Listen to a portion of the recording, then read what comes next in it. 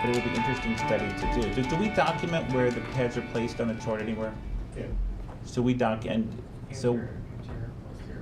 so we could do a study easy enough comparing where the pads are and ROSC of patients.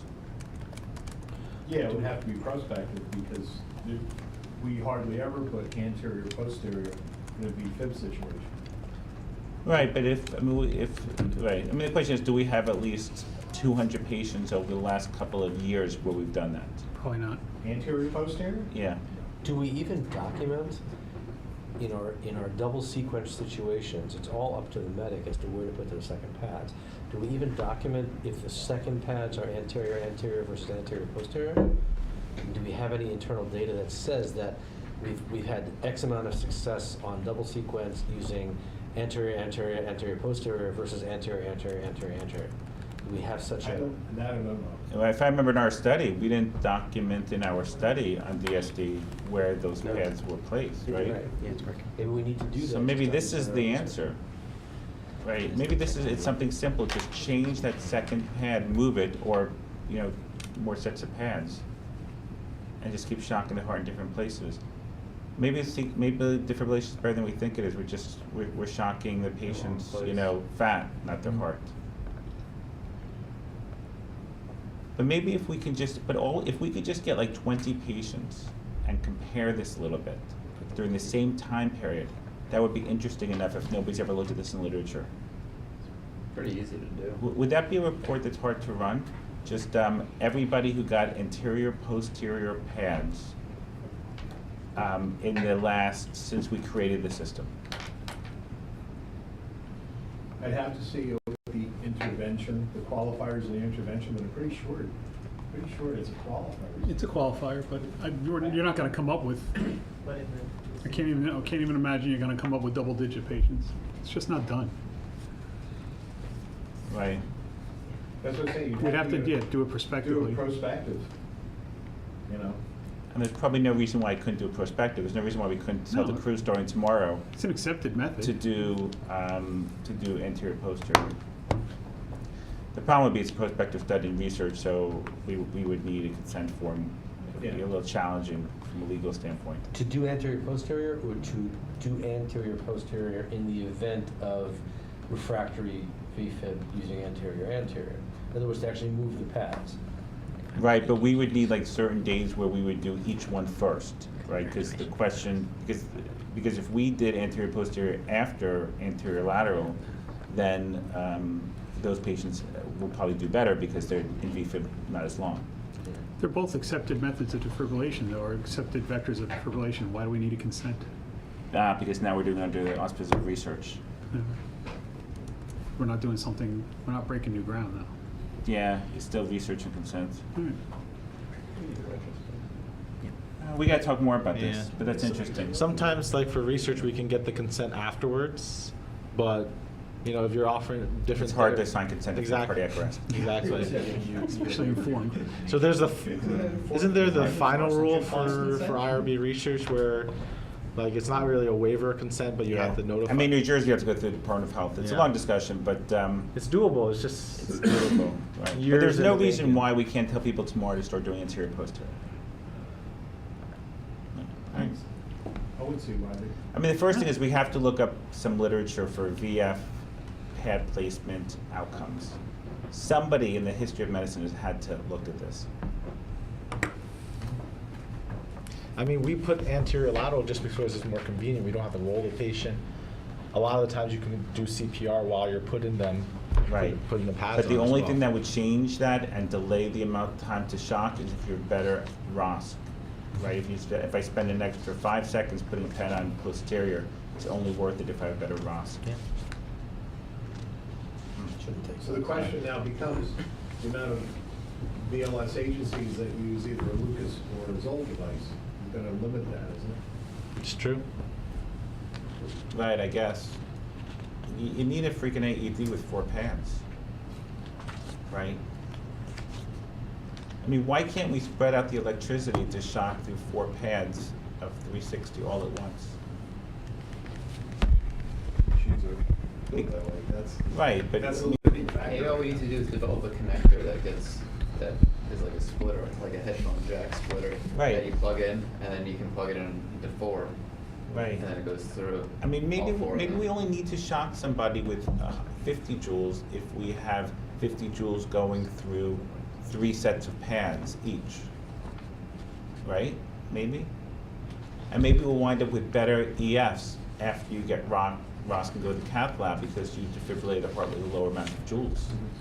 And maybe we'll make people live longer and have more time with their families. That would definitely need an iron. And it happened right here in Journal Club.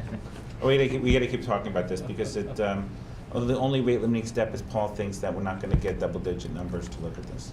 If we look Yeah, at I think if we look, retrospective. I agree, if we went back retrospectively and looked, I don't think you're gonna end up with many at all, because it's not a common practice in a DF arrest. But it would be an injury, if we could get like at least 10, we could get a case series.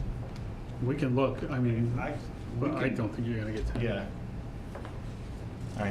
All right, so who's got the other case? Mike, you got the other case? Yeah, I have an interesting case. Let me just make sure my camera's on. Okay. Yeah, I think you can hear me okay. So I'm trying to find the photos. I'd like to show them, but I'll just describe them as best I can. I had an interesting case. I work at a satellite emergency department that's associated with a large institution, but essentially we are just a standalone ED. So you get pretty much the level 4s and 5s most of the time. Occasionally you get a sick person. So you're not, on your radar, you're not always thinking, okay, I'm going to find somebody who's sick, but that's the nature of emergency medicine. So I'm handed the EKG of a 36-year-old male who came in following, he's coming from a funeral, following many episodes of burping, and he burped so hard, as he said, that he passed out. I'll be honest, I would not have gotten an EKG unless he said he passed out, and subsequently identified ST elevations in the inferior leads with reciprocal changes, and then very large ST elevation down to depression in V2, V3. There's actually more depressions up to elevations. But anyway, it looked like a inferior wall, posterior wall, large MI. Initially, when we activate a code STEMI from my shop, we have to send out to the closest STEMI center, which is thankfully 5 minutes down the road. So Because you were essentially at an emergent care center, which is more like a satellite ED because they have a lot more stuff. But, Right. But you don't have any tertiary care support. Right. We have Brilinta and aspirin, so naturally I ordered those. But I got an interesting call back from the cardiologist who said he's 36 and he's burping. Nah, we're gonna hold off. I said, he does have some chest discomfort, but this is a very concerning EKG. Thankfully, as I'm on the phone with the cardiologist, I'm getting a repeat EKG, which now shows very large tombstone ST elevations in the inferior leads, and the patient is becoming more symptomatic. I think he developed more symptoms once I told him, I think you're having a heart attack. So whether it's or the not I catecholamine caused the surge, STEMI, It's a stress test. Right. he failed the stress test.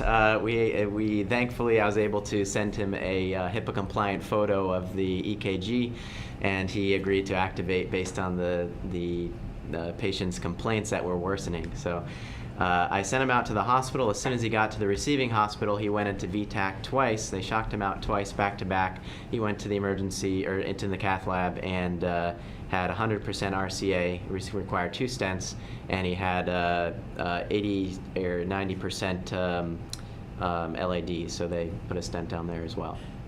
So I And- staged them. They probably did some sort of flow reserve and. Probably, which we'll probably be talking about Yeah. in a little bit. but- So, gee, now I got to worry about people burping too. Gosh, Yeah. this is all dangerous. Everybody is asking me what were his risk factors. He must have weighed 600 pounds. He had strong family history. Surprisingly, aside from a grandfather who had a stroke at the age of 90, there was no family history, at least at a young age, and. He actually looked like a normal guy. He wasn't obese. Maybe he was a little overweight, but really not that bad. He didn't use cocaine, or so he told me. He wasn't using drugs. He wasn't a big drinker, so really not many risk factors. And he didn't even want to come to the hospital. His uncle made him come. So, I mean, is there? What can we learn from this? I think obviously syncope EKG, but any kind of vague epigastric complaints in somebody who you know, says something doesn't feel right, you know, just have a low threshold to get an EKG. It's a very low. It's an easy test. It's a cheap test. It's readily available. Every emergency department's going to have one. So if you're not sure, just get an EKG. I mean, they say anything Uh, between your nose and your belly button, but I don't know. I guess burping counts. Yeah, and 36. I mean, Everybody at home is just burped is going is calling right. They're 911 right thinking now. I need to come to a cath lab. Honestly, if this was a 12-year-old kid in the peds ED, I probably would, you know, I might have gotten the EKG, Right. but But we're going to pin you down. What if the guy is 25? right. It depends. I guess you focus on your overused word gestalt as an emergency physician and your impression of the patient. If something doesn't seem right, you just ride with it. And I remember when you told me Yeah. about this, I asked you, did the guy look sick? And you said, no, he didn't look sick. Not at all. So, He was guy- smiling. Also He was- probably burped a whole bunch of times in his life and never went to the Right, ER. So why right. are you showing up to the ER? It's for because he burping? passed out at a funeral that somebody said you should really go to the ER and get checked out. Right, but even so, most people don't pass out at funerals who are 36 years old. I mean, some people do. Yeah, I was but- thinking it was more vasovagal, Yeah, like, oh, you saw a absolutely. dead corpse or something. But even and so, you, I mean, you- but any syncope is going to should get an EKG when Right. you show up in the emergency. Was it true syncope or? Yeah, he was out. He said, last thing I remember, I woke up and everybody was surrounding me, and Right, but on the other hand, how many people come with STEMIs who don't have syncope, right? I mean, how often do you see a STEMI who had syncope before? Like, pretty much never, right? usually never. Yeah. So why did this guy who was having a STEMI had syncope? I mean, what, you know?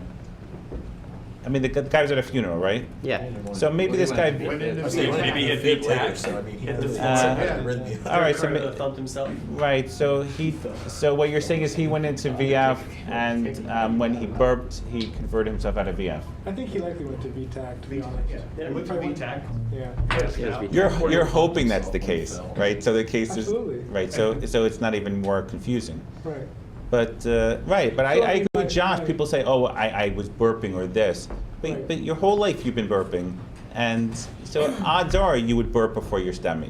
I mean, the one patient that I had, remember, like a year ago was, she had multiple syncopal episodes, 3 to 4 within the day. Went to her primary care doctor, told her to come to the ER. Her EKG was, I don't know, borderline at best. I was a little concerned. I did a repeat. While I'm in the room doing the repeat, she goes into VTAC again. She syncopizes. Yeah, this is when. Yeah. same hospital. The same hospital.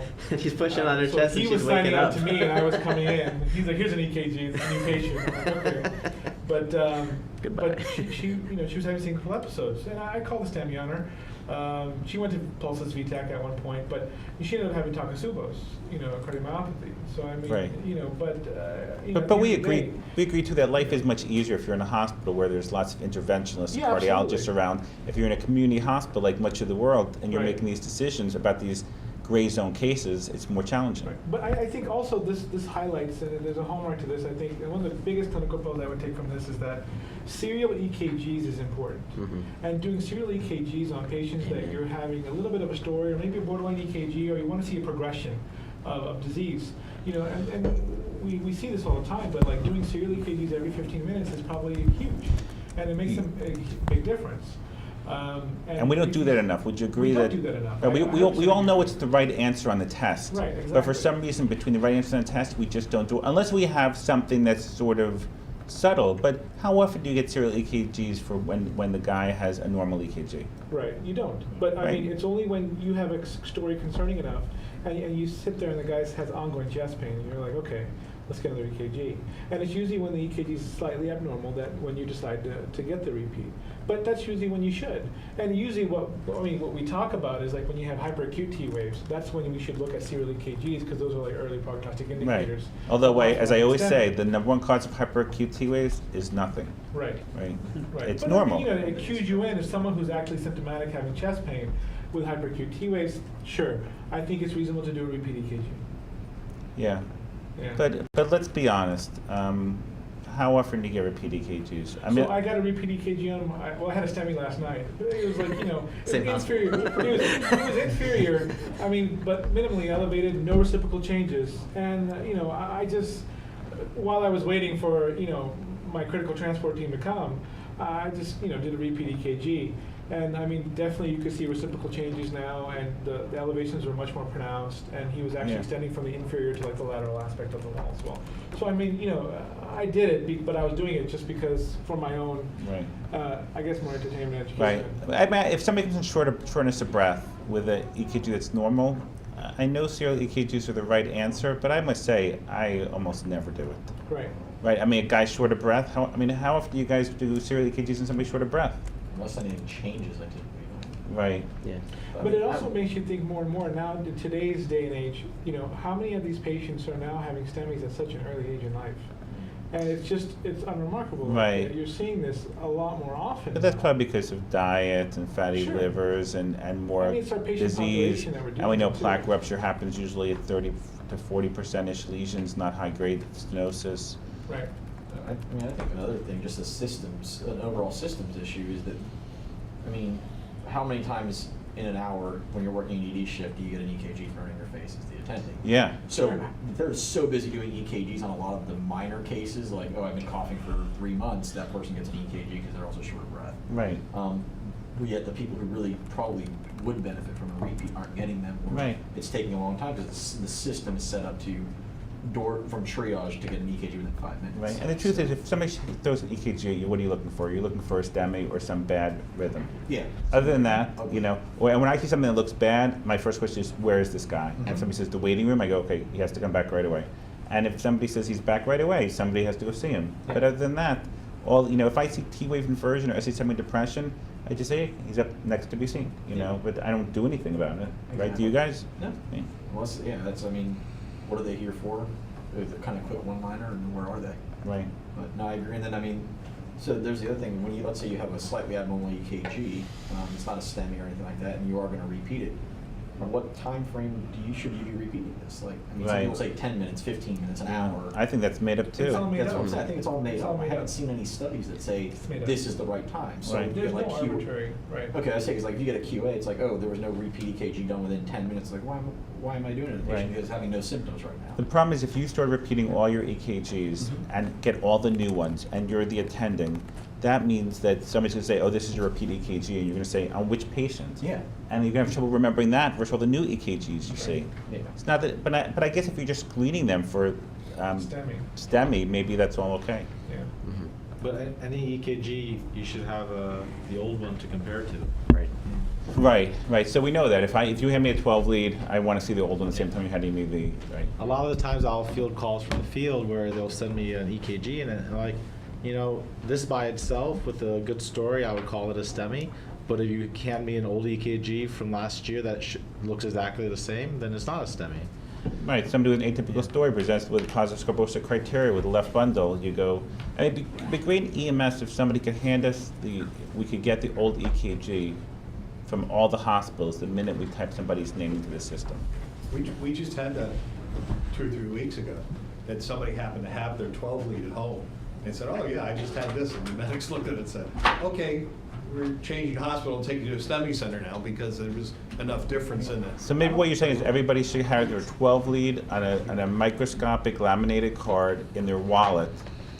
I mean, think it's a bad idea. Honestly, right? I mean, what's wrong with Somebody that? did Or on a your- few on years your ago. smartphone. And part of the discharge instructions, when they give you the 97 pieces of paper that no one ever reads through, tell them, hey, this is your medication list and this is your most recent EKG. Next time you go to the doctor, or put it in your wallet, whatever. Yeah. I tell my high-risk patients, give me your phone, take a picture of this, put Yeah. it somewhere you can find it. And by the way, my EKG's on my phone too. Somebody needs a company where they just take the. Somebody did that a few years ago around here. There was a card, it had a picture, and you had a reader.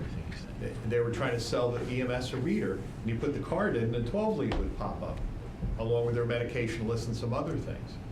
But they were trying to do it to Right. BLS agencies who couldn't read the Right. 12 lead. Because what else really matters, right? Yeah, I think this. I mean, anything abnormal. You should have your you're- medications and an EKG, I think, should be Or standard. How about any chronically abnormal blood work? Like if your baseline hemoglobin is 7, Yeah. right? Or your And creatinine that is. would be good to know too. It might change if you get admitted to the hospital and get a huge Creatinine bill. would be huge, Right.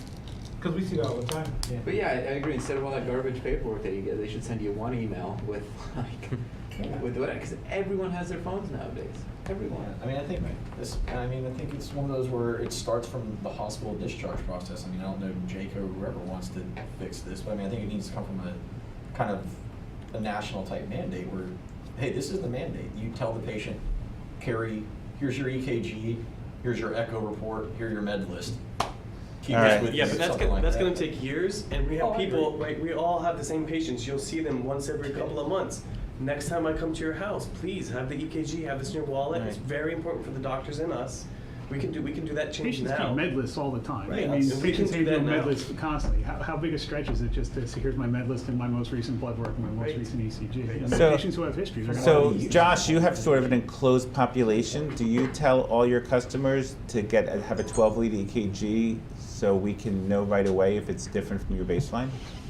I don't know. But isn't that a good idea, I though? would say about probably 25% of my elderly patients have popped up with, this is my last EKG. 25%. A good And number. by what, like a picture on their phone? No, they have like the paper folded up in their wallet or their pocketbook. And say, here, this is my last EKG, or this is an EKG. It could be from 5 years ago, but it's But imagine if you told everybody, from now on, every time you go to somebody's house, you just say, by the way, keep your EKG with you at all times. So truth is, we try that. I actually say that to my patients. I say, here, take this, keep it in your wallet, show it to your doctor, but most people just... They don't do it. I have some ideas how we can do it in Lakewood.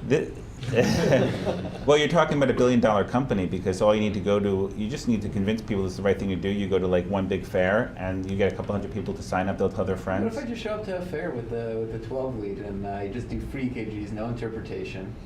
You know, here's your EKG. Sets you up in a lot of liability, Well, there, my friend. maybe I just hire like some person who has no medical knowledge, but I can just teach them how to hook them up to a machine and say, here, if you want to copy your EKG, you sign here. There's no interpretation, no diagnostic Right. stuff. You get a Here's a copy of your EKG. You get a really good and something then you contract can from do a whatever lawyer. you want with it. Yeah, you get a really good And you disclaimer from an attorney to say we are not interpreting, we are just doing this for you. and the But top what if of it's the- like a STEMI, you know? Right, that is a problem. And we offer it to you in the form of a video. so you have it. Excuse me, you're saying something. Right, it says get on my If you're at a fair, So you can actually turn off those interpretations. And then We maybe hire we people do who can't read bullshit. EKGs on purpose, Or we right? can hire the people that guess the ages and height, and if you can guess the EKG right, you get like a prize or something. Guess which Well, ball was that's in fun to do. marketing. All right. A good takeaway, we talk about doing repeat ECGs though, a good takeaway for the field staff is that when you do a 12 lead on your patient, if you leave the 12 lead cables on and leave it all plugged in as you're monitoring, it's doing 12 leads in the background.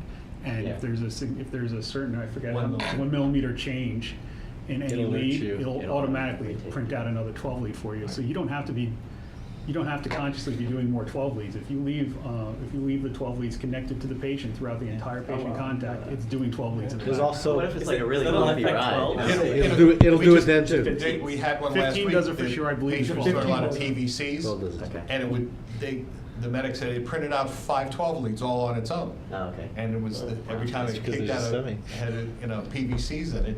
And when you want to move the patient, a lot of times, yeah, you do 12 leads, you take the cables off because it's easier, and now moving the patient, you got less to get tangled. But if you've got this patient, and you can just leave the 12 leads attached, it's a good practice.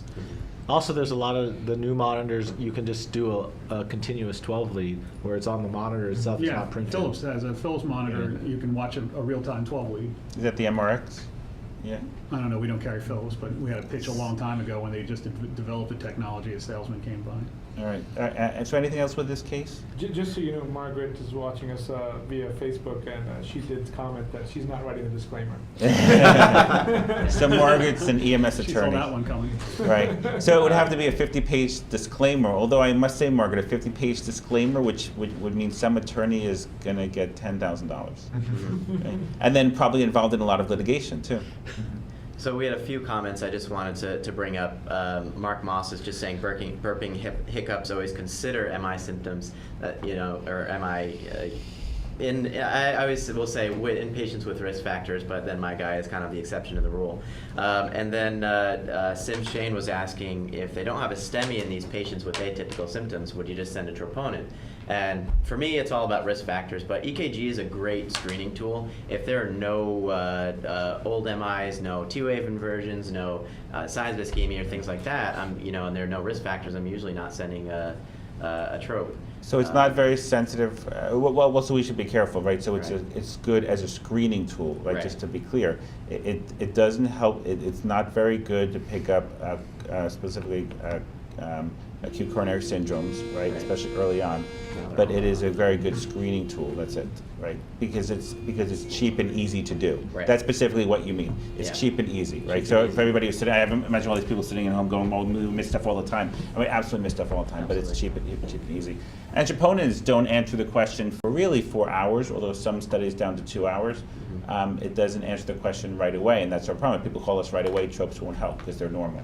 So most people who go to the cath lab, if they go to cath lab right after symptoms start, they go to cath lab with normal tropes. That's why we never wait for troponins to take you to the cath lab with a stem manual EKG, because I would expect it to be normal in the average patient.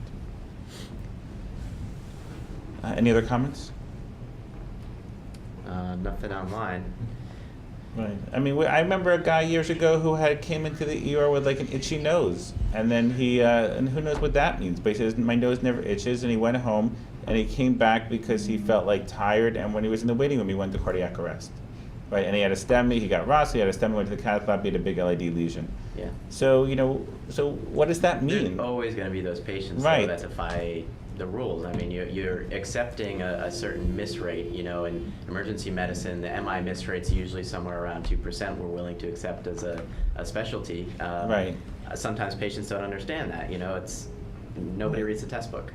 Right. So Right. you're going to have misses. It's just how it is. If we can get 100%, but then we would have to work every single person. Every single person. That's the only way to get Is 100%. And this is such, and this is such an inexact science. We're getting stress tests on people looking for obstructive diseases where we see lesions at 80%, when most plaque rupture happens at low-grade lesions, not high-grade lesions. And medical management still works much better. I mean, stenting people with lesions only works for STEMIs and looks for chronic angina. And we Right? also It do a doesn't work lot for of- anybody else. Right. We do a lot of damage, like just investigating these, working it up, doing coronaries, doing calves. Like there's side effects of these. So, Right. Some interventionist was telling me that every time I get a referral from an internist with an 80% lesion, I wind up stenting it, although that makes no medical sense whatsoever. So I said, why? And he said, because you can't send people back to the primary care doctor without a stent with an 80% lesion, even though medical management works much, much better based upon the science. That's a little crazy, though. Yeah. I mean, if you don't believe in what you're doing, you just never. So, all right, let's go with the articles. So I have one case I can kind of transition into Okay. the TIC2 trial, if that's okay. Yeah. Really quick, working the other night, and in comes a 56-year-old lady who got up out of bed to walk to the bathroom and suddenly stopped in her tracks and said, something doesn't feel right, I have a really bad headache. And then her husband said she stopped acting appropriately. She was standing there, she was just kind of not doing anything.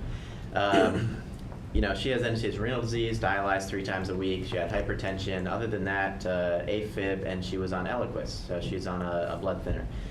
So I'm showing the photo now that resembles what ended up being the head CT because her mental status quickly deteriorated, and it's a very large posterior intracranial hemorrhage. There's a positive arrow sign for those of you who can't see, but showing you where the hemorrhage is. That's not normal. If you ever see that on a CAT scan, you should call for help. So white on the head CT is not normal Right. for everybody. Right. So, and if you're looking closely, you can see the back of the head, the fourth ventricle and the cisterns in the back of the head are completely obliterated. So there's midline shift. The whole midline is off to one side, and there's completely obliteration of all of the open ventricles and spaces in the back of the head. This is bad. She was actually intermittently following commands, but her mental status continued to worsen. Obviously, once I got back from CT, really concerned about the airway, because any pressure in the head is going to start pushing back on the brain stem, and there go your respiratory centers. So we quickly intubated her and stabilized her. Now, here are a few questions. Patient on Eliquis, posterior intracerebral hemorrhage. What medications do you think I gave, and why are we going to do this? TXA. So, good thing you brought that up. TXA was something I considered. Initially, I ordered it, but then thinking, I'm like, you know what? When I was looking at the exclusion criteria for all of the TXA in ICH papers that I've ever read, they excluded any patient that was on anticoagulants. So we can't attribute to this population. So I said, okay, the priority here for me is to reverse the blood thinner. Ended up giving Kcentra, but they were out of it. It's on back order nationally now. So Well, that's like bad. I everything didn't know else. that. So Kcentra's on national Kcentra's shortage? on national shortage. It's on back order. So there's another medication that's similar called Fidel. I don't know how to pronounce it, but anyway, it's a very similar product. And so I ended up prioritizing that. Now the question comes, would you still give TXA? Well, I'm a believer, so I gave it, but technically this patient was in the exclusion criteria for most studies, which were done, which transitions us into the next article that we can talk about briefly, is the TIC2 study. So this is patients receiving TXA versus placebo with spontaneous intracranial hemorrhage. Let me just change this image so people can see the article. And all these articles are on our website. So, all right, here's the article. TXA for hyperacute primary intracerebral hemorrhage, an international randomized placebo-controlled trial, phase 3 superiority trial. So I'm going to bring up a few points as I go through. I'll try to hold back any profanities about all the countries that were included in this trial, primarily because I'm really upset. We just don't do it enough here in the U.S. that they couldn't include us. We don't use it routinely enough. We don't consider it in bleeding patients. Intracranial hemorrhage, it's not really well described as having good functional outcomes, which we'll talk about now. But the U.S. was not on their list, so that's all I'm going to say for now. So, intracranial hemorrhage, spontaneous or non-traumatic, these were very specific groups of spontaneous non-traumatic intracranial hemorrhage. It's about 20% of all strokes, right? So this is something that we're going to see. We see it routinely, just as this lady that I had the other night. I ended up shipping her out because we didn't have appropriate or neurosurgical services at our hospital. Previous studies have shown that when TXA is given to these patients, functional outcomes are not really changed that much, but the size of the hemorrhage, the size of the hematoma, and the expansion of the hematoma is really limited when you give TXA. So you're stopping the bleeding from growing inside of the brain, which to me seems like it's kind of important. So they gave TXA using the same protocol that the CRASH-2 study used. That's pretty much the one that we use in our EMS system, the one that most hospitals and EMS systems use now. So 1 gram initially, and then after that you're going to give another gram slowly over 8 hours. Right? So that's what they used. And I think we read the TIC1 trial, which assessed the feasibility of doing a larger trial like this, and I think we talked about it previously in this journal club, and they found it was feasible and well tolerated without any adverse side effects. So now we're at the TIC2 trial, which is a larger, much larger study, 124 hospitals, 12 countries, Denmark, Georgia, Hungary, Ireland, Italy, Malaysia, Poland, Spain, Sweden, Switzerland, Turkey, not the US, but the UK. So the inclusion for all these patients, anybody who had intracranial hemorrhage within 8 hours of stroke symptoms, they were included. And you had to have no previous severe deficits or anything like that. If you have an existing deficit from a stroke, that's going to exclude you from the trial, because we're really measuring their primary outcome, as I'll talk about, is going to be functional status at the end of treatment, right? So they also excluded patients who are anticoagulated, just like we talked about previously. Anybody who receives thrombolysis, trauma, or known underlying structural abnormality, pre-stroke dependence, I mentioned that one, and a few others. But these patients were all randomly assigned. If you look at Figure 2, the trial profile, you can see they started with about 2,300 patients who were randomized. That's an enormous amount of patients that were randomized initially. Various people were lost to follow-up, some died, some were were not receiving any intervention for some reason, so they were initially removed. And at the end, they had about 1,100 per group that got treatment, or either TXA or placebo in intracranial hemorrhage. So their primary outcome was functional status at day 90, that's the one we're all concerned about, right? That's a patient-oriented outcome. We want to see that in patients when they're walking out of the hospital. What's their outcome going to be like? They had a bunch of secondary outcomes, you know, neurological impairment, quality of life, cognitive status using various different scales, and hospital stay, length of stay, and then radiological efficacy, so the change in the size of the hematoma volume from the baseline. That's something that's most frequently reported. And then they also looked at safety outcomes, so death and then venous thromboembolism. So what do you think? If you look down, figure 2 is going to show kind of a shift in the plot of the modified Rankin scale. That's what they're using to measure their functional outcome in these patients. And essentially, as you could have guessed, consistent with most previous studies, they weren't really showing a significant difference in overall functional outcome of these patients. We have our statistician in-house today, so he can talk a little bit more about the statistics. I don't want to make a fool of myself. Figure 3 is the primary outcome by subgroup. So they did a subgroup analysis, and you can see there's the tree plot there where you can see the favoring TXA versus favoring placebo in each of the different subgroups. And pretty much they're all a wash down the line. Nothing's really significant. There are a few that stand out, like a systolic blood pressure. The group that had a systolic less than 170, they had a favors TXA, and also their confidence interval didn't cross the midline there. So essentially what it comes down to, their primary outcome. So we're seeing really not any effect in the functional status of these patients. When you look down through all of the secondary outcomes, there are reductions in hematoma expansion. There's a reduction in early death. So this is what most studies demonstrate. It takes people longer to die when they get TXA. You could argue that's prolonging suffering, but you know, maybe it'll keep them alive longer enough for their families to come and see them. That's something to consider. And then serious adverse events. There's really no adverse events that were reported here, no significant increase in venous thromboembolism in the patients. So most people will say, when it comes, just to summarize, when it comes to TXA, giving an intracranial hemorrhage, it's kind of a wash, which makes sense to me, because once you get a few cc's of bleeding in the brain, you feel it, right? You've got a terrible headache, and all it takes is a couple cc's. Once you get a couple more cc's, you start to get surrounding edema, you start to get midline shift, you get obliteration of your ventricles and your cisterns. Then that's really when you start to see worsening outcomes, right? So for me, I think there's not any downside to giving it. I think I would still give it to a patient who had spontaneous ICH, knowing that there's not really going to be any adverse outcome, but at the same time, we're giving them maybe a chance by stopping the growth of the hematoma.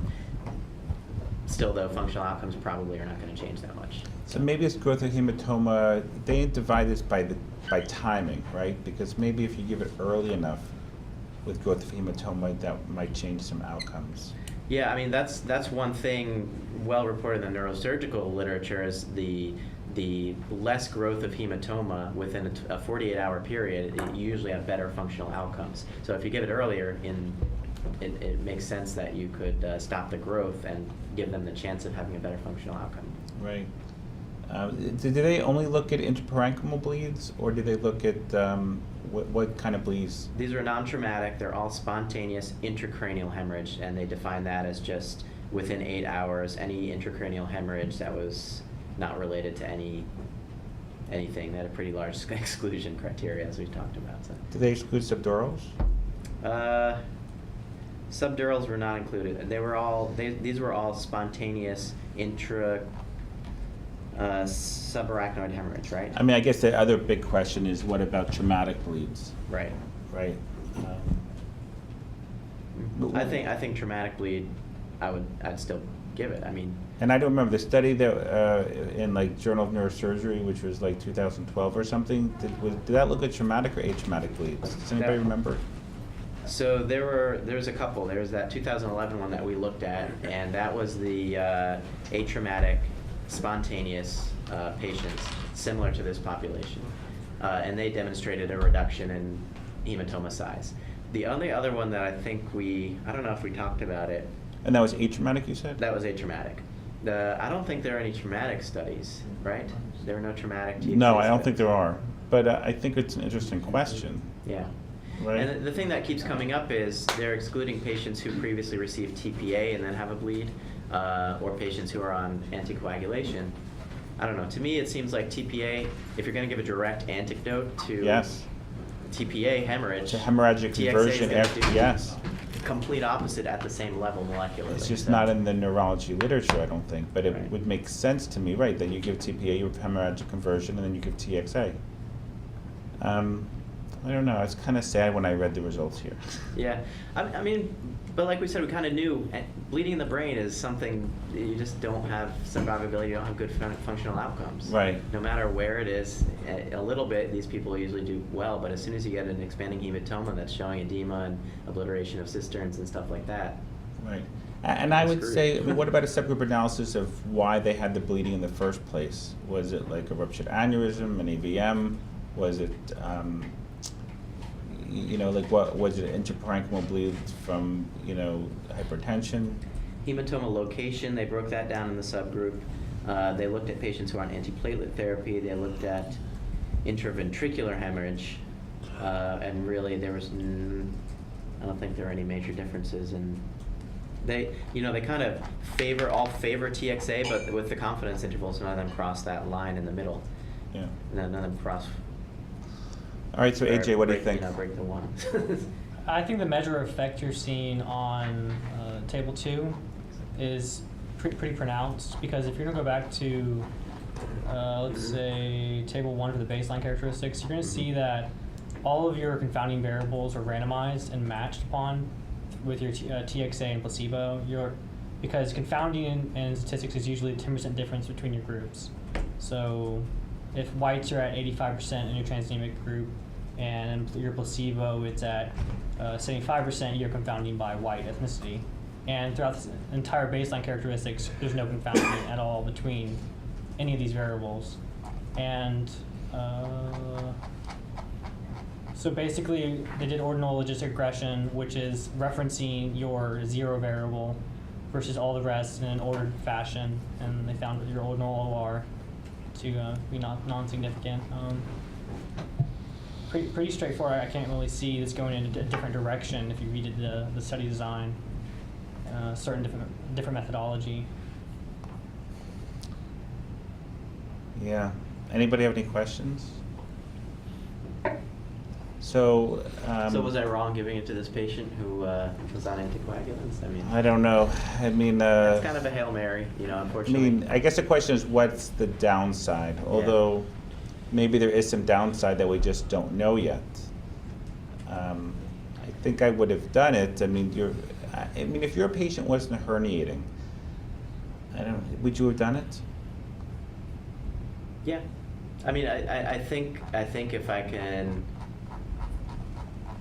you know, we have data showing we're going to decrease the size of the expanding hematoma. For me, that's enough to, I think, you know, and then indirectly we know that gives them a chance of having a better functional outcome.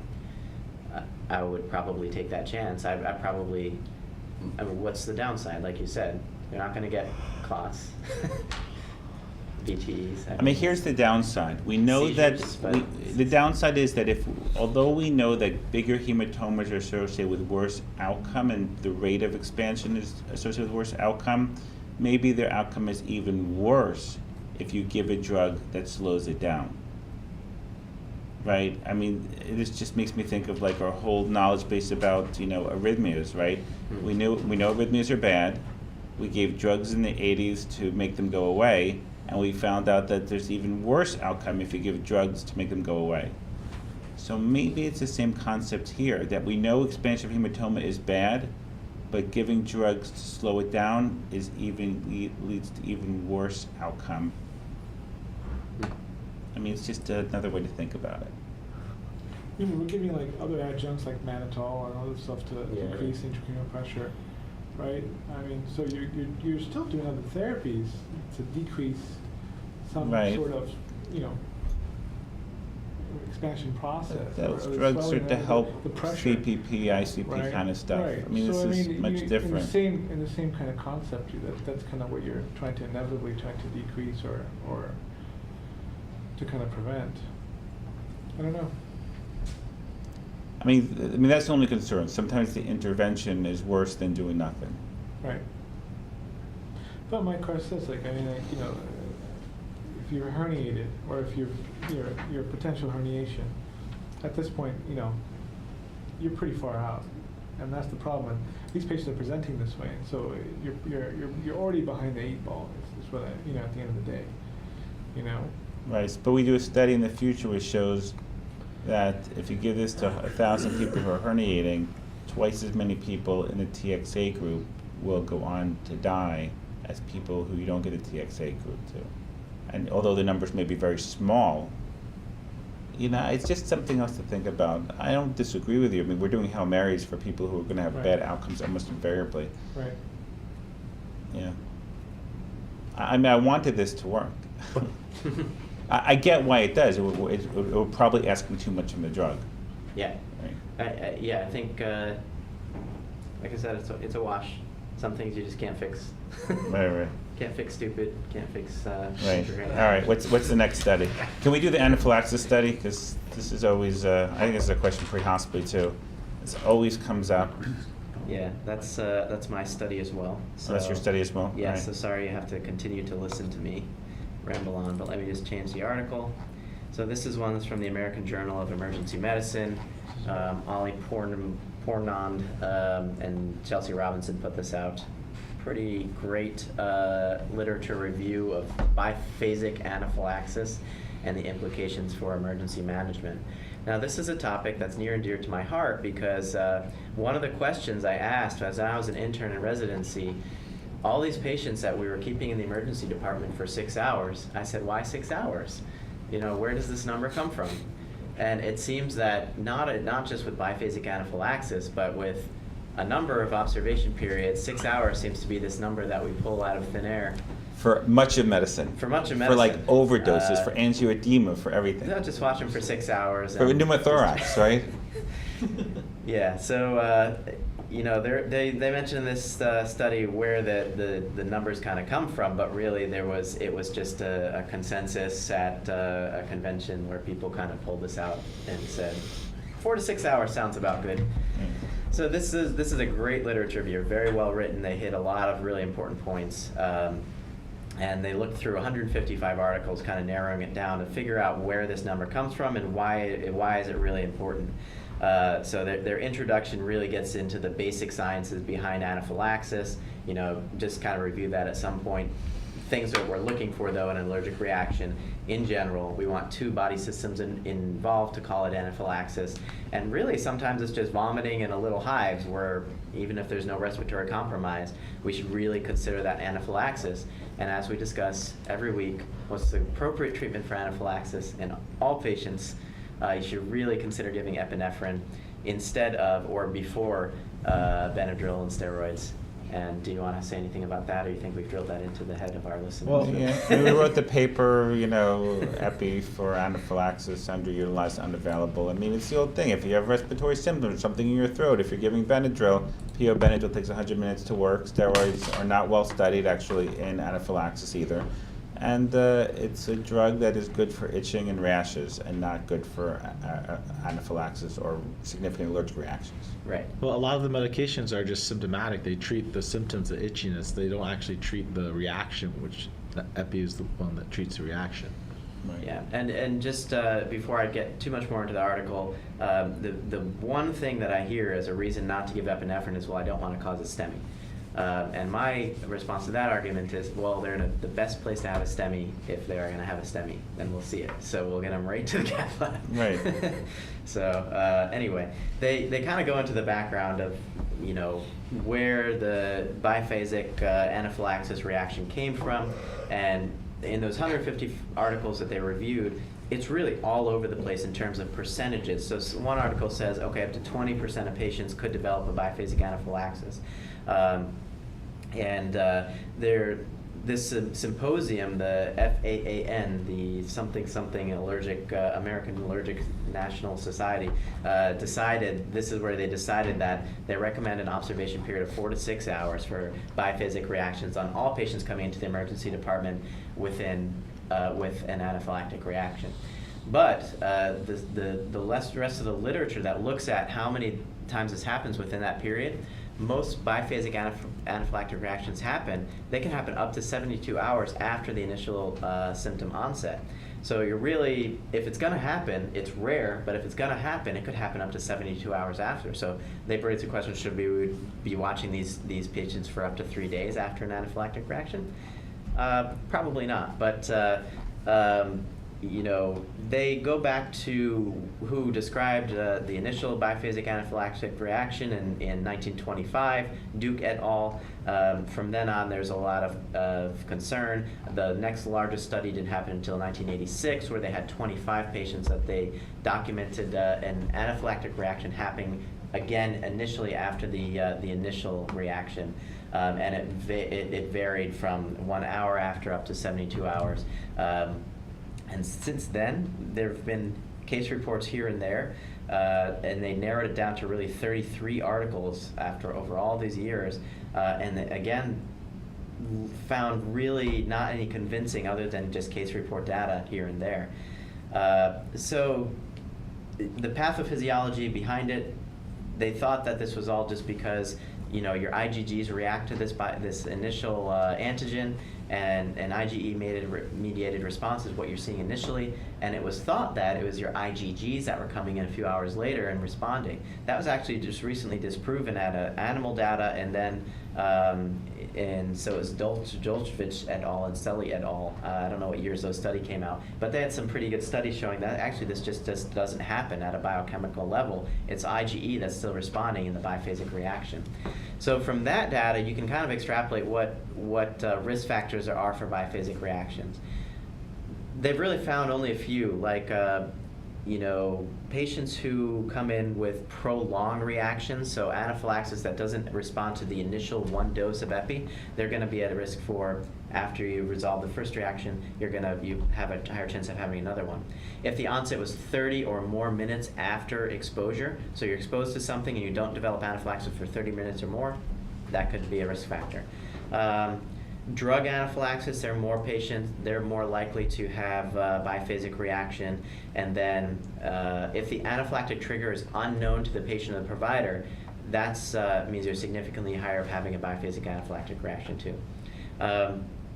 And so I don't think I really defined it, but when we're saying biphasic anaphylactic reaction, it means the first one goes away completely, and then within a period of 1 to 72 hours, you see a recurring, exactly same anaphylactic reaction. And what's the standard board question where we always see this? It comes up with the peanut allergy. Somebody was kissing their girlfriend who just ate a peanut butter and jelly sandwich, and then the patient's treated for anaphylaxis, and the girlfriend comes to visit him in the ER. She kisses him again, and then he has another reaction. So if you're allergic to peanuts, don't date somebody who has an affinity to peanut butter and jelly That was the sandwich. conclusion of this article. I think that's what I took away from this whole article. And then the PEDS literature, same thing. Anytime there's a delay in presentation, that's when you're at risk of having it. Wide pulse pressure and triage, that was a risk factor they identified. And I don't know, that was the only really biometric data risk factor that they identified. So, you know, in a nutshell, they have a really long, great discussion about going in this and how there's really no strong data to support keeping a patient in the emergency department 6 hours or more. But we just don't have enough data to make a recommendation or a decision. So, right? so pretend I'm an intern and I say, we had a patient, you know, you were on break, so I took care of this by myself. We had a patient who had a severe anaphylactic reaction. I gave 2 EPIs, gave him an H2 blocker, I gave him Benadryl, I gave him Cymedrol, and now they're totally asymptomatic. How long do you want me to watch them for before I discharge? What are you going to say? So what I do in practice, if their symptoms have resolved, by the time their treatment gets delivered, by the time I reassess them, it ends up being probably somewhere around 2 to 3 hours. I will have the discussion with them and say, there's a very, very small chance that this could come back. Are you able to get to a pharmacy and get an EpiPen right now? if, you know, what insurance do you have? Are you able to fill these prescriptions I'm going to give you? That's something that plays into it with me and with the patient. And then the other thing is you want to make sure their symptoms are completely resolved, which they didn't really talk about it in this article. But any food allergies, I don't know if you guys do this. Any food allergies that come in, do you have them brush their teeth? Because one thing that's actually they mentioned in a few case Interesting, reports yeah. is somebody who eats something, it gets stuck in the cracks of their teeth, and if they're re-exposed when they're like flossing later on or something like that. So what I've started doing, maybe it's a little ridiculous, somebody who comes in with a food allergy, anaphylaxis, I say, here's a toothbrush, brush your teeth, go swish and spit, clean out your mouth, we'll watch you for a little Gotta bit. make epi toothpaste. Right, yeah. But I So mean, could it be that- that we don't really have biphasic Often reactions, the that teeth. it's really people who are flossing after? Yeah, it's really just a re-exposure to your allergen. Right. And we know that, I don't know in what time period, but we know that with every re-exposure, you're usually increasing your sensitivity, increasing your IgE mediated response, so. And what about in pre-hospital, if somebody has a severe allergic reaction, now they want a RMA? I guess it's really the same thing. They could RMA. I mean, they're not going to get EpiPens pre-hospitally. Right. But maybe they have a known allergy and they just ate peanuts and they have EpiPens at home. Yeah, yeah. I still say anybody pre-hospitally, if you're not sure, if you have to use your EpiPen, I think you should go to the emergency department and be evaluated. But you might need more epi. I mean, the adult EpiPen is only 0.3 milligrams. When you come into the ED, I'm giving you a little bit more, 0.5. But I'm also able to watch you on a monitor, see when you're becoming tachycardic, hypotensive, you know. I don't know. I think it's rare. And they also, one thing I did mention is giving steroids does not increase or decrease the incidence of biphasic reactions. Right, That's another does not. study we reviewed, I think, early on in the year. But there's no data to support that either. So steroids, sure, give them if you think they make you feel better. But they don't stop biphasic they don't. reactions. Do you discharge your people on steroids? I still do routinely. I do. Yeah, I do. Unless they're, you know, if I'm not convinced it was a real anaphylactic reaction, but somebody gave them epi before I saw them, Yeah. or if they're old and diabetic and osteoporosis, you know, and they're gonna break a leg because of the amount of steroids. What about your you know. general like allergic reaction? Do you discharge those people on steroids? If it's just allergic reaction without anaphylaxis, if they have no reason not to give steroids, I usually will. I mean, I think it comes down to what is the accepted generalized standard of care. Someone else who practices somewhere on the other opposite side of the country. Let's You say mean you in the don't court- give in the courtroom, what's the exactly expert in the Right. courtroom. gonna You say? don't give steroids and they have a bad outcome. You Right. broke the standard of care. Right. So until we have literature saying don't give steroids. I mean, the standard of Right. care are drugs that are not well studied, they're not just like evidence-based. ACLS, when we give epi nonstop because that's standard of care. Standard of care. What about the antihistamine, the Benadryl? I understand that we're talking about it doesn't have a fast enough onset to stop the reaction, but now that the reaction's gone, will it prevent the biphasic reaction? Yeah, if anything, it will make them go to sleep so that they won't wake up and feel that they're in an anaphylactic reaction. But yeah, I think it will, I still give it routinely, you know, Right. Zyrtec works just as well as Benadryl, we have pretty good data. If not a little better, Yeah. based upon some studies. And I usually give, based upon very weak literature, I give an H2 blocker besides the H1, so I give like some Pepsid as well. That's not based upon any great science, based upon just a little bit of extra evidence, but I generally do. But if somebody forgets to do it, I don't know what you guys do, if a resident forgets to do it, I don't make a point in writing the prescription.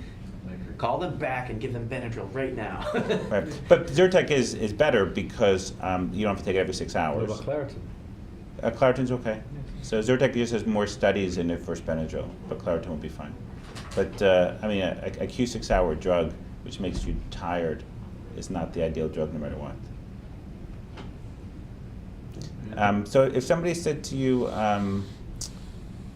so if somebody said to you, what percentage of people have a biphasic reaction after reading this, what would you answer? Anywhere from 0.2 to 20% based on current data. But you know, in the studies that have looked at their various therapies, like the steroid study that we reviewed, their incidence of biphasic anaphylaxis was less than 2%. So I don't know. I think it's very, very rare. We see anaphylaxis every day in the emergency department. And how many people come back that we know Right. of? How many people come back? I don't know. And I read one study once that the highest biphasic reactions happen in 10 to 15-year-old girls. Did this study talk about certain age groups Not or that I sex or genders remember. or? Yeah, maybe it did. Did anybody else catch that? So, and I don't know why that is, and I just thought maybe this is real, maybe this is not real. 2.2%, anywhere from 2.2 to 19.4%. It's really Yes. They still exist. They're in their office though. I can't say I've seen an allergy immunology fellow ever.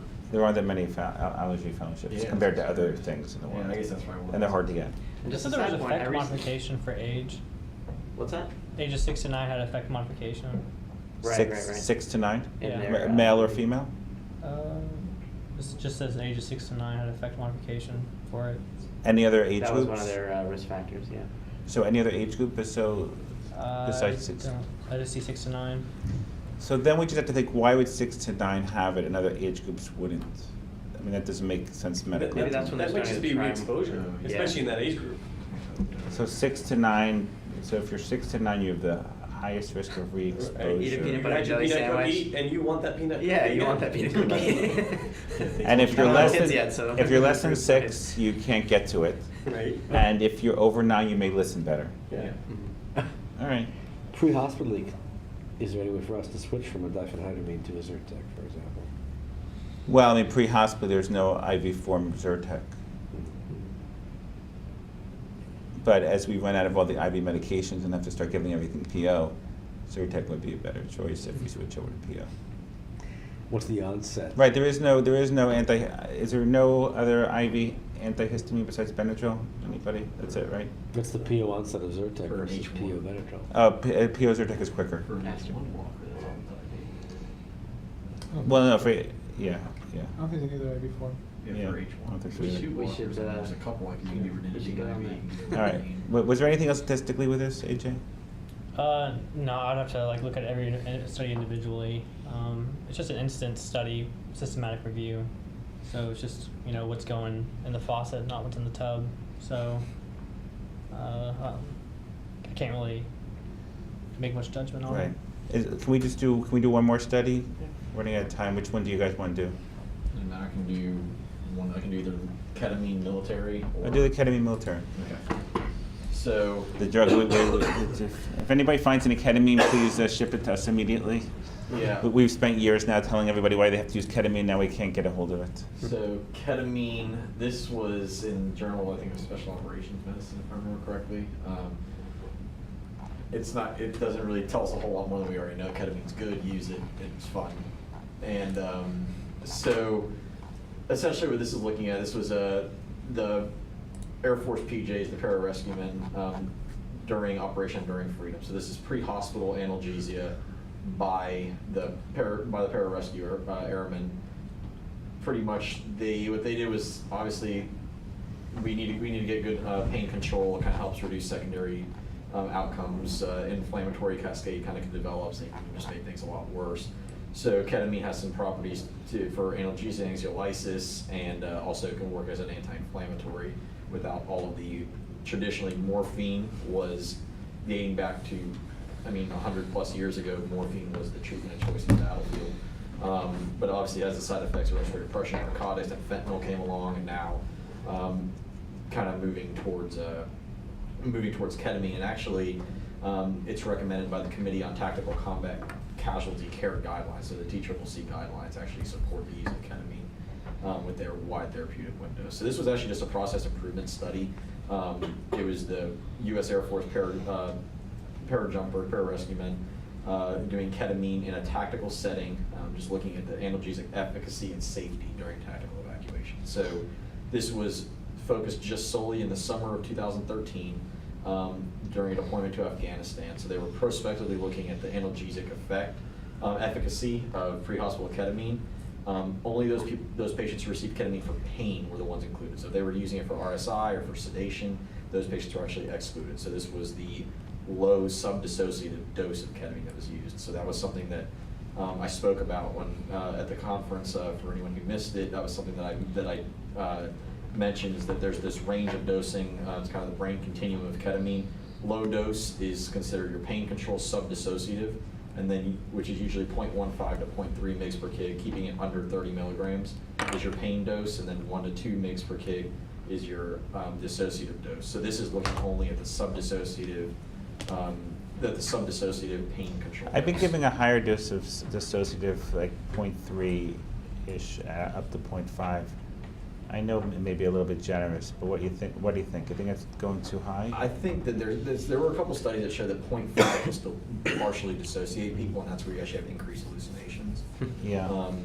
There was actually, Mike and I were looking at it earlier, there was actually a presentation, it was published in, what was it, EM Update back in 2013, that was done, that pretty much showed that patients that are getting the 0.5 per kilo are actually getting a partial dissociation. That's where they're seeing the higher rates of your emergency reactions and things like that. You're actually having more vivid dreams and hallucinations. That was Ruben Strayer's. Yes. Yeah. He has a great lecture he gives. He was also on MRAP. He talks about the data behind, and everything, and tells you this is where people So were wrong. essentially they call it the ketamine brain continuum, and they pretty much show it. They have like you can see the chart. Yeah. Yeah. So and this was a podcast that was done on MRAP on EM Update by Ruben Strayer. It was pretty much showed that 0.3 is essentially how you do it. He said you don't want to go above 30 milligrams. So I mean, depending on the size of the patient, but You never want to go above 30 milligrams. Yeah, for your pain For dose. analgesic. Yeah, for your analgesic dose, you don't want to go above 30 milligrams. So he said most of the time that kind of averages out to 0.15 to 0.3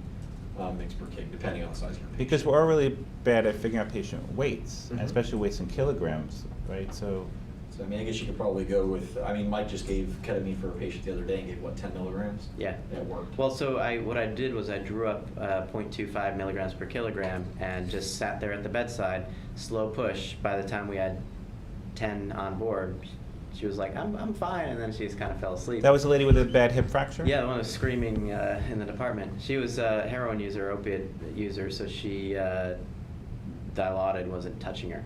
And ortho was like, this is the worst hip fracture we've ever seen. So she's in a lot of pain. So I said, you know what, I'm just going with ketamine. Why is it the worst hip fracture? Because it was so badly comminuted? It was comminuted in a way, I guess it slid out, but then it was in a different plane. So they had to, they were going to do a total hip replacement, but they said there's no way to reduce it and give her any comfort. So I heard everything was twisted, and it's also just being held there. So it was very, very So tell me this painful. again, you drew up 10 milligrams and you slowly pushed 2 at a time? No, so what I did was 0.25 milligrams per kilogram.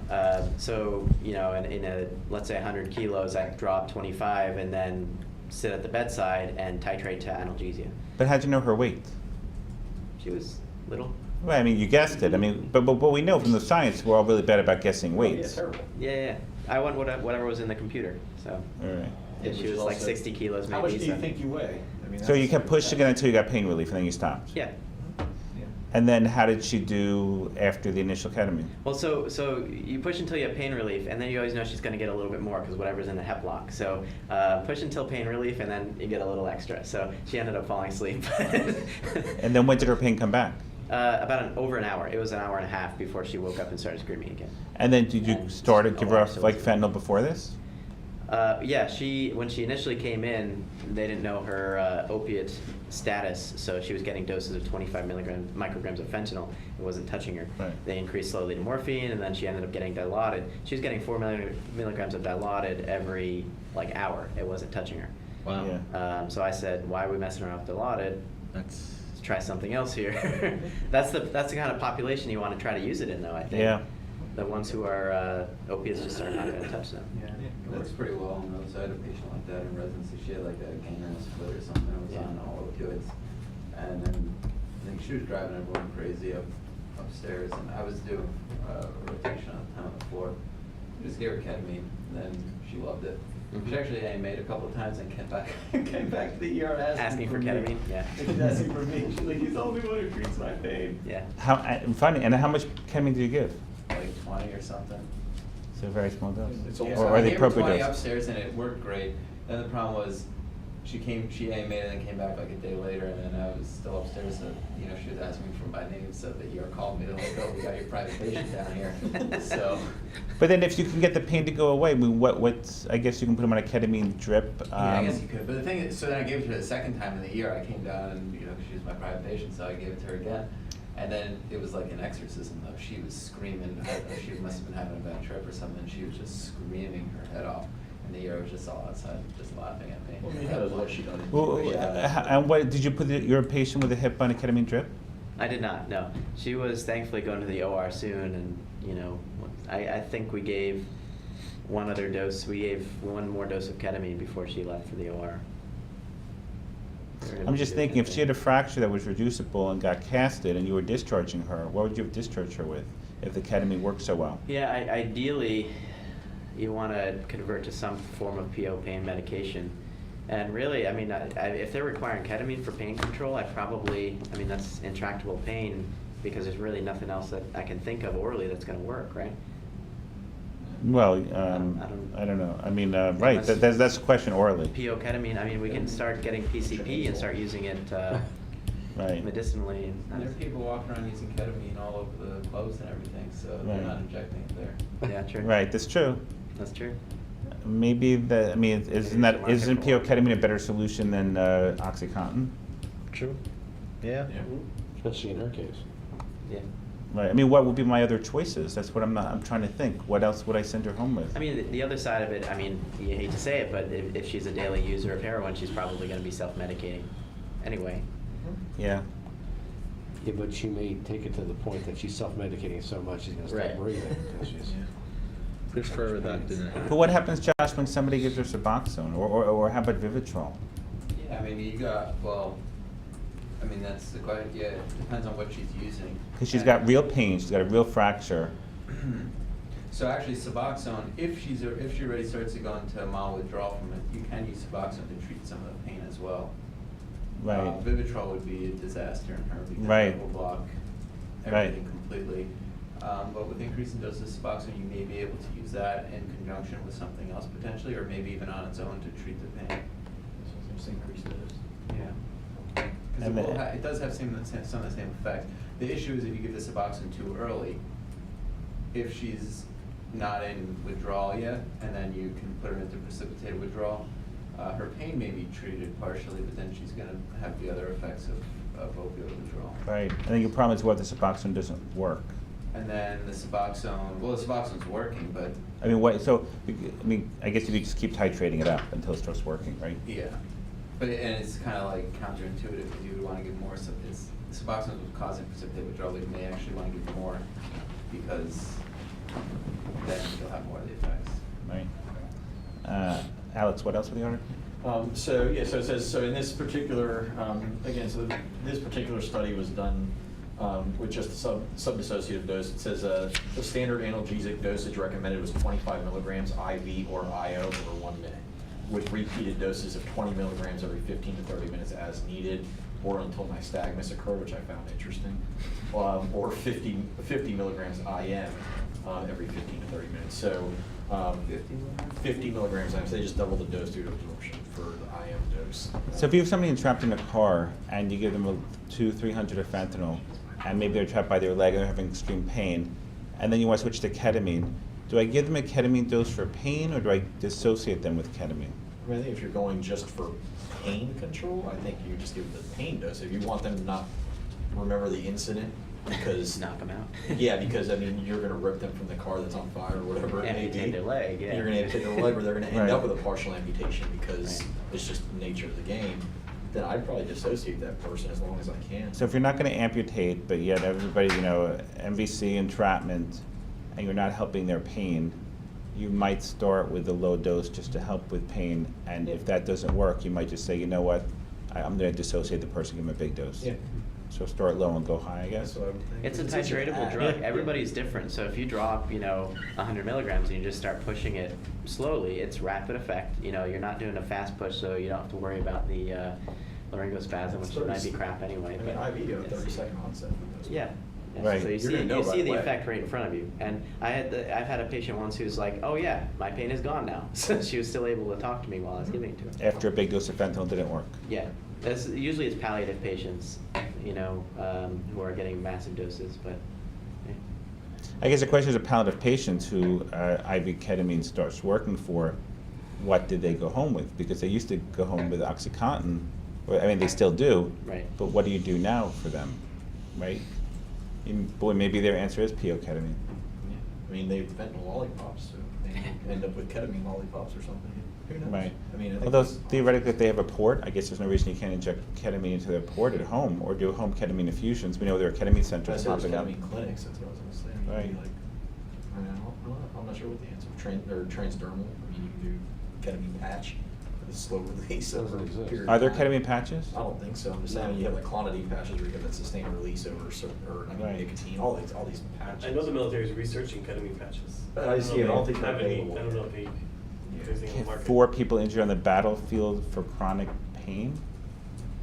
More Yeah. just so you don't do repeat doses. Essentially, you get Right. you give the one load, the one bolus dose. So let's say these people would get 25 milligrams IV, get their pain control, and you put a continuous patch on them Right. to get them through all the, because you're going to have multiple field loss. I mean, But you know, the other one but also most multiple. medicines with patches take a while to reach a steady serum state, Mhm. right? So an acute injury may not be very quick. Exactly. Yeah, I think it's more because they're going to end up going through multiple different hospitals throughout the system. The other article that I had, the pneumothorax, they talk about the different types of hospitals, especially if you're doing your immediate field evacuation, then you're going to a regional trauma center in Germany, especially from Afghanistan. You're going to go stabilize in the field hospital, then you're going to Afghanistan, or then you're going to Germany, and then you still have to come back to the U.S. So just for Right. that long transport, I mean, especially on a critical care flight, if you have 6 patients and 3 are on vents, you're not going to have the nurse. You're probably not going to be able to ketamine drip. But you're not going to be able to have the nurse go push medicine every few minutes on these people if they need it. So if you can get them on some kind of longer acting or steady state medicine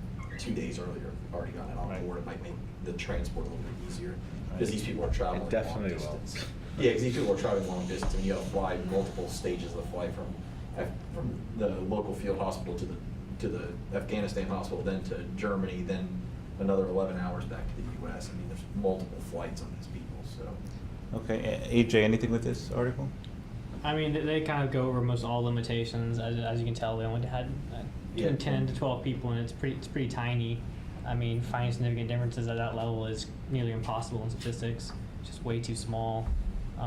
There's a lot that can be done, especially if they increase the sample size. There's so much more that can be done, like ordinal logistic regression, like we saw in the last study with pain severity, and seeing if that's proving significantly different among our dosages.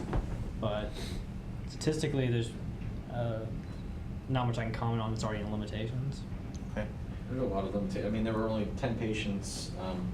There were some that had already received, that had already potentially received other medication by personnel prior to the pararescue, to the PJ evaluation. And then the other thing is that one of the good things was that 75% of the people who didn't receive any analgesia whatsoever only needed 1 dose of ketamine for pain control, which is pretty nice. It's amazing. Yeah, so I mean, this is, again, it's a very small study, so it's hard to know what we take away, but it doesn't show any adverse outcome, especially when you compare it to narcotics that have respiratory depression and everything else. So I think that, again, this just helps solidify the fact that we think this is a safe medicine.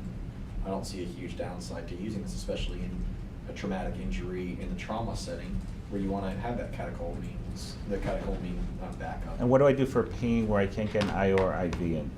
I am. Right, but how much do I give? They used Double the 50 dose. IM, so they just doubled the dose. So they made that up probably. Yes. So they're essentially, giving 0.6 mic per kilo-ish? I mean, probably these guys are probably, I would probably say the average. Have you guys for anything where there's One a? other thing you could do is intranasal. And intranasally, there are studies where they give 0.25 to 0.5 milligrams per Right, kilogram. so same And dosage. This is similar. Right, it's the same kind of thing. So intranasal might be the way to go, right? Have you guys started using ketamine for sickle cell patients at all? We will be shortly. Yeah, I mean, the answer is yeah, across the whole country, people are Yeah. at least starting to study it more and more, and places are giving it. I haven't. But I remember reading Yeah, articles 3 even years. years ago about sickle cell with ketamine. Do you think it's reasonable to do it this way? I mean, people come into some of the years that we work in and they're getting like 6, 8 milligrams of Dilaudid. If not more, right. I'm like, this just doesn't feel right to me. Right, I know. And people who aren't used to working with this population think that you can't get more. I mean, there are people who work in ER who have never given more than 2 Dilaudid in their life. Yeah. You know, it'd be interesting population to really study even more than it's already been studied, to say, what if you just give 20 or 30 to them and see what happens, and not give any narcotics at all. So, I mean, it just, to me, the doses that we're giving don't make sense compared to what they're on at home. If we're giving like 10 times as much. it's not bioequivalency, right? But, I mean, if we look at the equivalent dosage of PO, of what they're on at home, PO, and then if we convert that into IV Dilaudid, let's say, we're maybe giving 4, 6 times as much Yeah. equivalency, which to Scary. me seems like a lot. I mean, yeah, maybe they do need more than what they get when they're coming from home, because they're in acute pain, so, and whatever they're taking home isn't working, so they come in, but, I mean, they need 10 times as much medication what they're on at home. Yeah. Seems like, But this is, I mean, the first study I read, it was somewhere between 5 to 10 years ago on this, and showed multiple better pain relief scores when giving it with sickle cell. Michael Mann's asking, how about mixing 50 to 100 ml bag of normal saline, dripping it over 10 to 15 minutes to minimize adverse mental effects? of what? Of Dilaudid or ketamine? Ketamine? Of ketamine? Yeah, I think, Well, I think that's Or Dilaudid. fine, but I'm not sure you're gonna minimize side effects by doing it that way. It's possible, I just don't know that for a fact, but I think that's fine. I mean, side effects being what, laryngospasm? So, I mean, the ketamine, these ketamine clinics and stuff like that, they do these infusions. That's essentially what they're doing. They're diluting the ketamine and running it over, maybe not 10 minutes, but they're running it over 20 to 45 minutes since there's no literature to say it. Yeah. And, I mean, they're still having the exact same side effects. right. Now, there is literature on, like, you know, People having a like basal those infusion specimens, of yes. ketamine. Yeah, Now, that's something that's done. Yeah, that's- You know, Yeah. What? Basil. Having actually having an infusion of ketamine like at a basal rate. Yeah. So, you know, that's something that's definitely done, instead of doing boluses, and that's like sustained long-term. It's almost like, you know, the equivalent of the PCA pump per se, but you're just having a persistent drip. It's been used, I know, you know, in Canada, they use ketamine drips all the time, Right. but they use it in the ICU. This But is for not new. frustration- When But we- this isn't new, but Right, it's very just- low dose, a drip for pain management. So I did, when I was in residency, we did it not for pain management, we did it for status asthmatics. I was getting ready to intubate the lady anyway. Sure. I said, hey, you know what, that's fine. Yeah. We just made our own ketamine drip because we didn't have, but the thing is, we didn't have enough ketamine in the hospital for drips, for pain drips and things like that. So we actually did it, and that's what we did, was set pretty much a basal rate, and the lady was awake, talking. Yeah. And we didn't have to intubate her. there are many papers in ICU, and especially Peace Critical Care, with giving ketamine drips for kids with status asthmaticus. Yeah, and that's the thing, is it's one of the, but it was a basal rate, we never had any issues with it over time. And the thing is, And they do for follow. us, it was hard to find enough ketamine to do, for an adult patient. So we're gonna stop because we're 15 minutes late. So thanks for joining us. We're posting more and more articles on the website, especially because it's the end of our academic year. So we're just gonna keep posting and posting as the interesting articles pop up. We have a new clinical pearl on the articles that came out that we did a couple of weeks ago on normal saline versus lactated ringers. So we have a clinical pearl I'll be sending out in the next couple of days. And join us next week on Wednesday, same time. And thanks for tuning in.